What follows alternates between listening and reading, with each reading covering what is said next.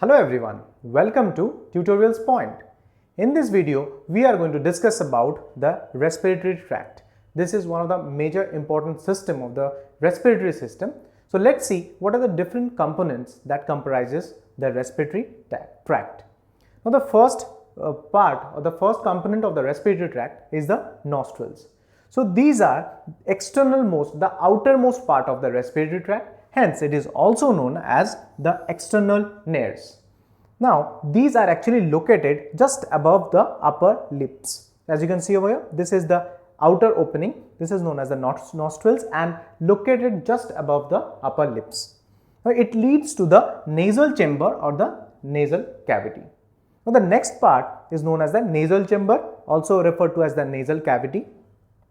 This is just present above the palate. So this is the hard palate of our buccal cavity. So it is present just above the buccal cavity or the hard palate of the buccal cavity, and it is enclosed in the nasal capsules. Now this nasal chamber, it leads to the pharynx. We know pharynx is a common area or common opening where the windpipe and the food pipe leads and joins together. So it leads to the pharynx, and after the pharynx, this pharynx actually leads to the trachea, which is basically the windpipe.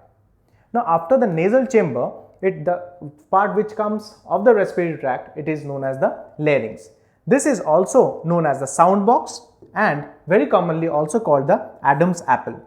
This actually helps in producing sound. The way we talk and the sound we produce, these are coming from the sound box or the larynx. Now this larynx, it is made up of stratified columnar epithelial cells.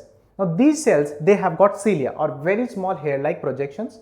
Now these cilia actually they can move, and because of this movement, it removes any unwanted particles that enter into the windpipe. The next part of the respiratory tract is known as the laryngopharynx. Now what is this? This is basically the lower part of the pharynx. So after the pharynx, you can see this area is the pharynx. Just below the pharynx is the laryngopharynx. Now what happens? This is the lower part of pharynx and it contains a slit-like aperture which is known as the glottis. This is basically the opening of the windpipe. This opening is known as the glottis. Now this glottis, it is covered by a cartilaginous flap which is known as the epiglottis. Now what's the need of covering this windpipe or the glottis with the epiglottis? Because we know the pharynx, it is a common junction between the windpipe and the food pipe. Now, there can be possibility that because of talking while eating, the food can enter into the windpipe and we may get choked. In certain conditions, it may also lead to death. So, in order to prevent this glottis or the opening of the windpipe is covered by a cartilaginous flap which is known as the epiglottis. And the next structure is known as the trachea. Trachea is basically the windpipe. It is called the windpipe. Now, this lies in front of the esophagus. It is comprised of mucus secreting goblet cells and also it is lined by pseudostratified ciliated epithelial cells. So here also we can see the cells which is forming the trachea, it is also ciliated. It has got hair-like projections called cilia. Why? Again, to perform the same function. If there is any unwanted particles that is entering into the windpipe, we generally tend to cough and sneeze, right? So why? In order to remove these unwanted particles, these cilia actually help in removing these type of unwanted particles. So in this video, we have talked about the respiratory tract. We have talked about the various components of the respiratory tract. What were those? The lowermost part is known as the trachea.